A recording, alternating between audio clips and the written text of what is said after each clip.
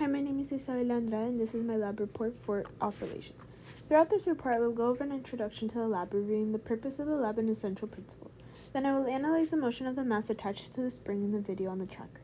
Then I will discuss the computational model created through GlowScript. I will then analyze the difference between the observed and predicted graphs, and lastly, I will conclude this report by answering what-if questions regarding this lab. The purpose of this lab is to examine the motion of a spring mass system in which the mass swings in an arc while oscillating on the spring. Then we compare the predicted motion, calculated using GlowScript, versus the observed motion, calculated using the observed position of the mass through tracker. Then using GlowScript, we plot and analyze the change in energy in the system for kinetic, gravitational, spring, and total energy.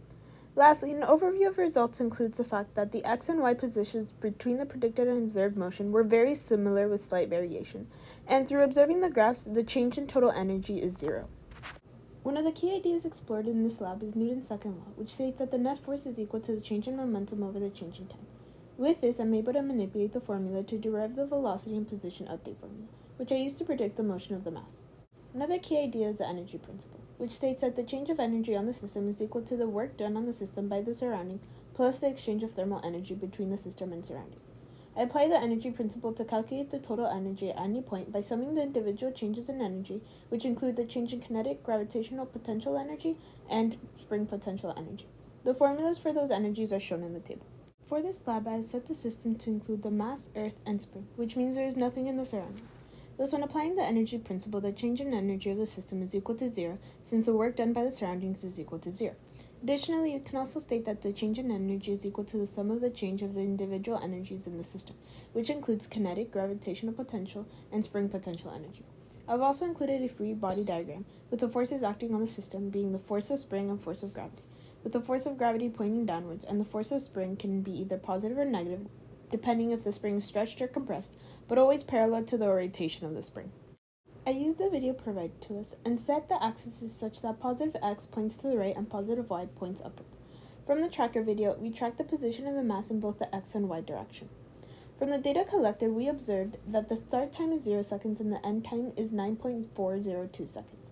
The initial position was observed to be negative 0.101, negative 0.633, 0 meters, and the initial velocity is 0 meters per second. We then developed a code for the computational model. Here, we first set the ball's mass to 0.402. The initial time is 0 seconds, and the delta t was kept the same as the starter code. I then inputted the initial position and velocity, which was calculated from the tracker video. Then, the constant g is set to 9.8, and the spring constant k and the L0, the relaxed length of the spring, was given to us in a pre-lecture video, so I set them equal to their given values. Finally, I computed the system's energy using the formulas below, and then set the total energy to be equal to the sum of the individual energies. For the calculation loop, I set t to be less than the final timestamp of the tracker video. I then calculated the force due to gravity and the spring force using their equivalent mathematical formulas shown to the right. I then set the net force equal to the force of gravity plus the force of spring. I then applied the momentum principle to update the mass's velocity and position by using the formulas provided to the right. I then updated the spring by recalculating L hat, and S, the spring displacement from its equilibrium displacement. Finally, I calculated the change in energies using the same equations in the previous slide and setting the change equal to the final energy minus the initial energy. Here is the video of the program in action. In the first graph, we see the change in energy versus time. The red and green lines oscillate roughly opposite to each other, and then we also have the kinetic energy, which also oscillates as the mass speeds up and slows down during its motion. We can also observe that the orange line, which plots the change in total energy, is more or less flat and on the x-axis, suggesting no change in the total energy for the entire motion. Now here we have the second and third graphs, which show the predicted and observed motion in the x and y positions. As we can see from the graphs, both the predicted and observed line up pretty well. However, there is a discrepancy of both graphs between the two lines. This can be due to the spring constant which was used. A way to solve this is by calculating a different spring constant using the oscillation period from the given graph of the tracker. Is the energy principle satisfied? As stated previously, we said no work is done in our system since the system includes the spring, mass, and earth, with nothing in the surrounding.